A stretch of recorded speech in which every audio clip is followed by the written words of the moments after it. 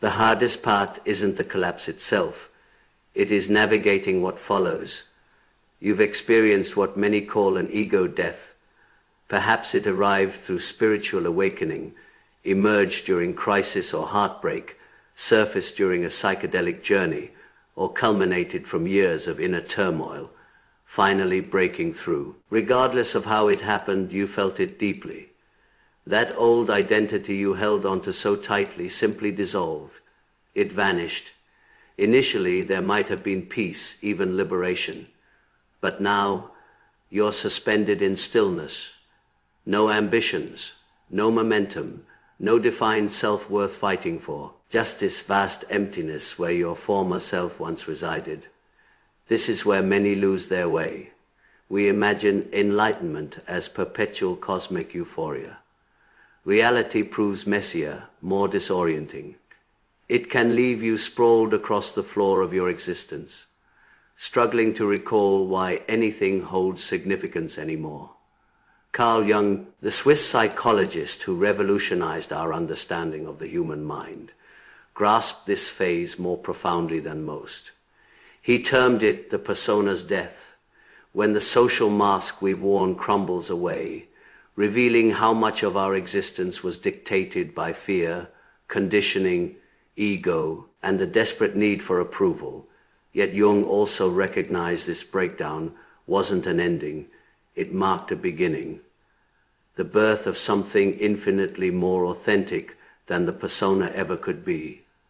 But how does one transition from that hollow post-ego death state into inspired, purposeful action? How do you reconstruct yourself without reverting to pretense? That is what we'll explore here. This isn't about transforming into a productivity automaton. It concerns something far deeper, accessing soul-level drive, the kind untethered to external validation or identity, rooted instead in truth. Carl Jung left us profound insights for this journey. Stay with me, because we're about to reframe how you conceptualize motivation, purpose, and healing after ego death.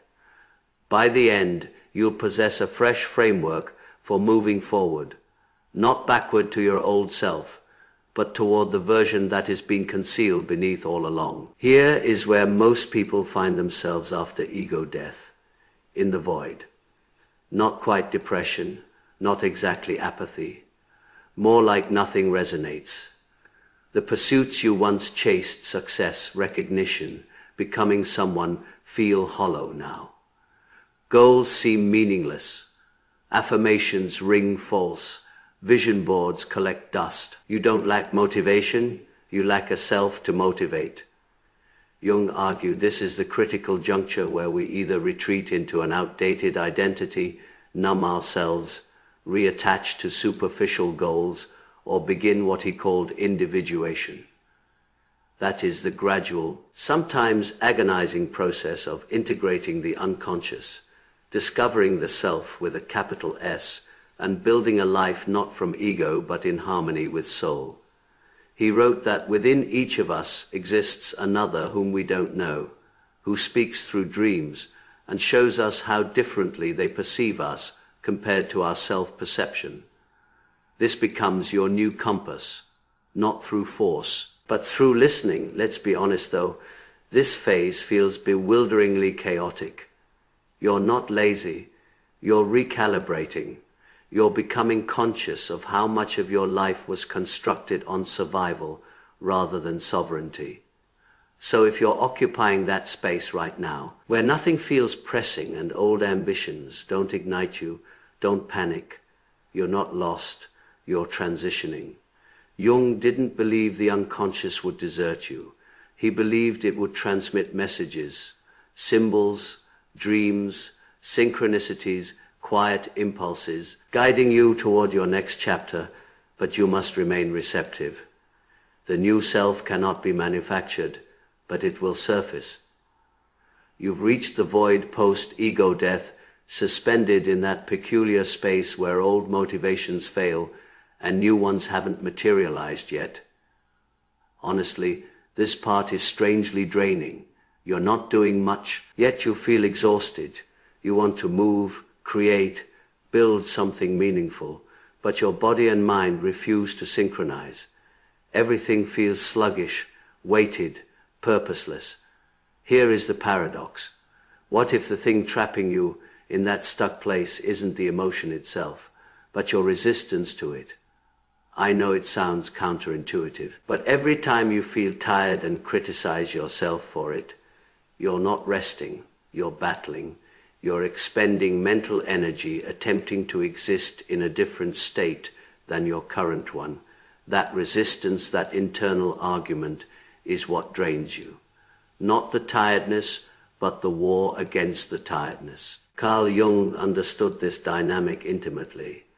He said, what you resist not only persists, but grows larger. This wasn't merely metaphorical. He was describing the human shadow, the aspects of ourselves we repress, judge, and evade. When we resist what is inside us, we fragment ourselves. We generate internal warfare. We hemorrhage energy pretending we're fine. But what happens when you stop? What happens when you let yourself be tired completely? Just surrender to it. What happens when instead of shaming your lack of drive, you sit with it, breathe with it, and listen to it? You begin sensing what lies beneath.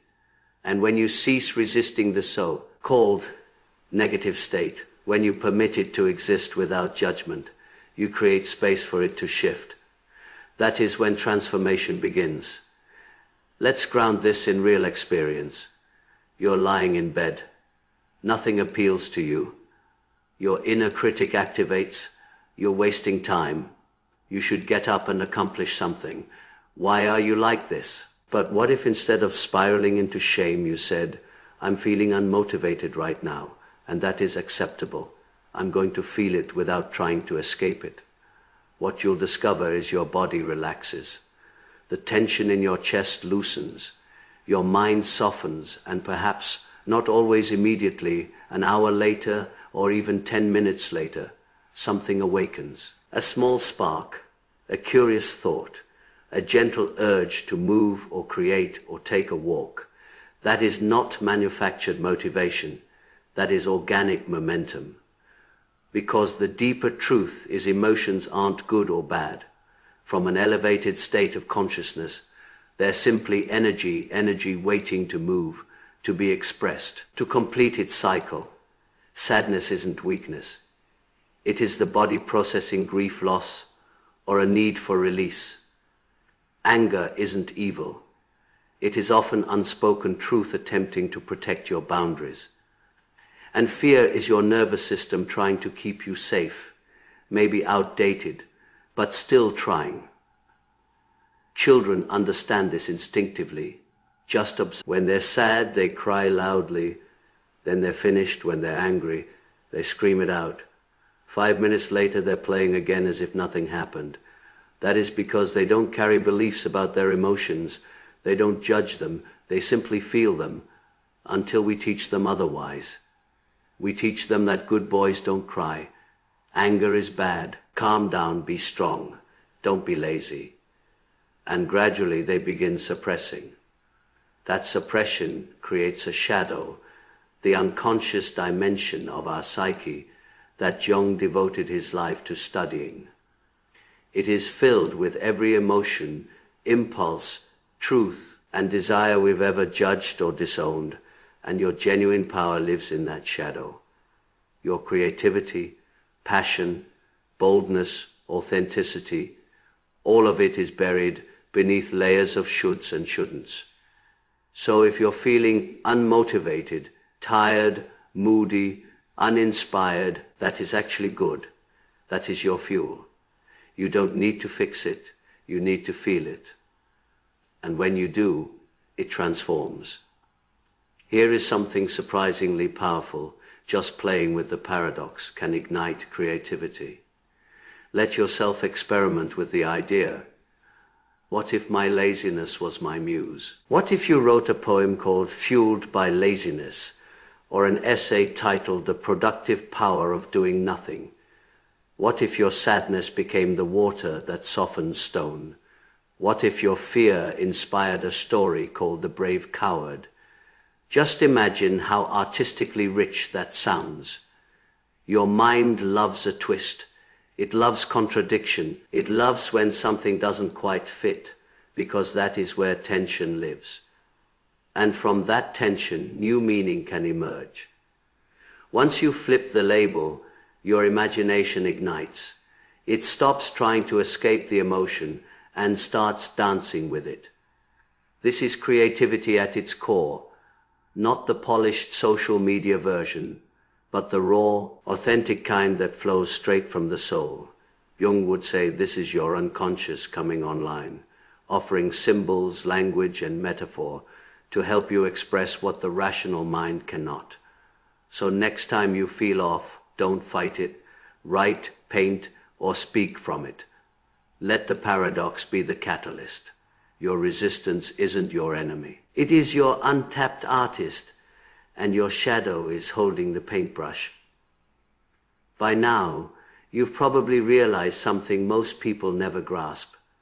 The path forward after ego death isn't about pushing harder. It is about listening deeper.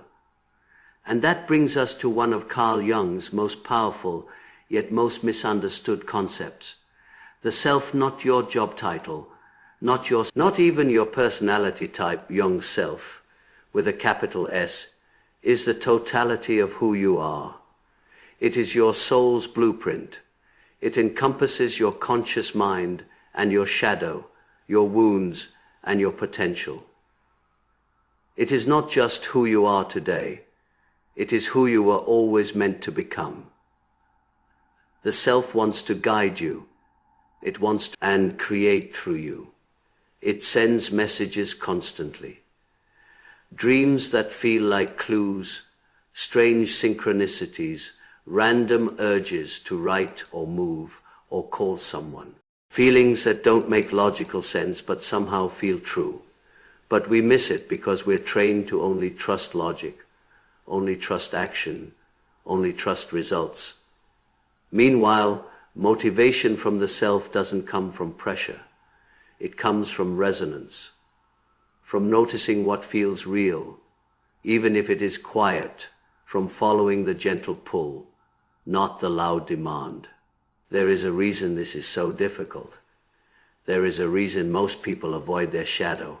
It is not because they're weak. It is because truly feeling can feel like losing control. And losing control feels like losing your foundation. You know, you have to work tomorrow, run your business, show up for your children and partner, keep functioning. So naturally, you tighten up, you suppress. You armor yourself with logic and routines and a manufactured smile because you're afraid that if you let go even momentarily, your entire familiar life will collapse. That is not failure. That is survival, and it is completely valid. But here is the deeper truth. Feeling your sadness, your tiredness, your anger doesn't destroy your life, it grounds you in it, because beneath all that tension is your real self waiting to be heard. Let's make this concrete. You've been sitting in the void, letting yourself feel without resisting. And one afternoon, this strange urge emerges. You suddenly want to rearrange your room, or take a walk, or open a document and type out a few sentences that don't even make sense yet. You almost dismiss it. You think that is silly, what is the point? But it feels light, expansive. That is the self speaking. Follow it. Jung believed this kind of symbolic nonlinear intelligence is where the treasure lives. He called it the transcendent function, the bridge between the conscious and unconscious. When you allow both voices to speak, something new emerges, a direction that isn't forced but revealed. But yes, it is hard to trust that, especially in a culture that treats rest like weakness, intuition like nonsense, and productivity as the ultimate measure of worth. You were raised in that system, so naturally you doubt yourself. Naturally you feel like doing nothing is dangerous. like you'll fall behind. Like if you don't figure it all out right now, you'll stay stuck forever. But the truth is, the soul doesn't operate on deadlines.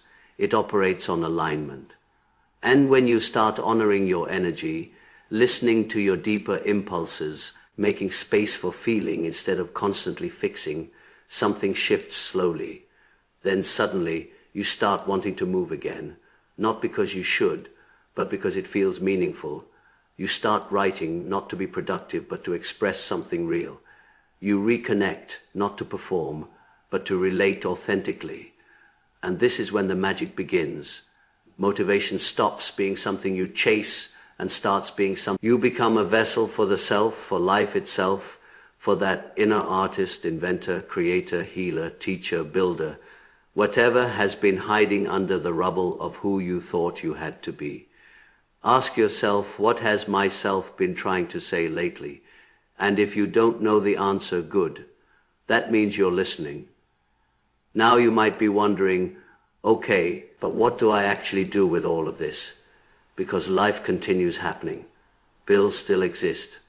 The world doesn't pause just because you've gone through a spiritual death and started waking up to your truth. And this is where we bring it full circle. Because here is the truth that most spiritual bypassing skips over. You still have an ego, and that is okay. Carl Jung never said the ego was the enemy. In fact, he believed the goal wasn't to kill the ego. It was to integrate it, to bring it into alignment with the self. Your ego is your interface. It is how you operate in the world. It helps you make decisions, set boundaries, protect yourself when needed. It only becomes problematic when it starts pretending it is all there is, when it disconnects from the deeper source. So the path isn't about choosing between soul and structure. It is about letting your structure serve your soul. And this is where motivation takes on a completely new quality.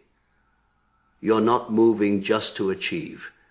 You're not building out of fear of falling behind. You're creating because you have something to say, something to give, something that has been living inside you, waiting for space.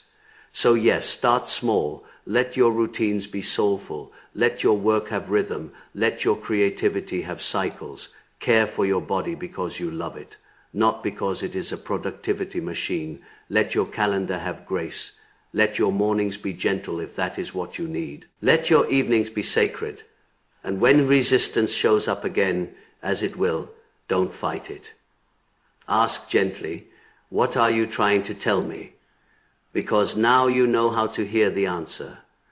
You've met the part of you that doesn't need to hustle to matter. You've begun understanding how sadness, laziness, even fear are not obstacles. They're messengers. They carry the keys to your next poem, your next idea, your next direction.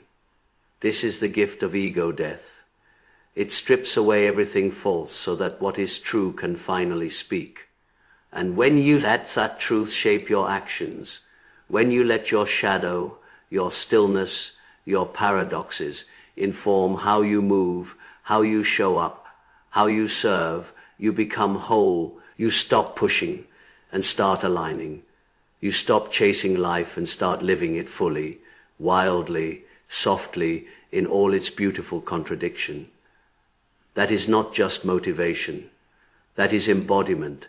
That is the self alive in the world. And if you've made it this far, you might already feel it. That quiet knowing, that shift. It is not loud, not flashy, not viral, but it is real. And that is enough.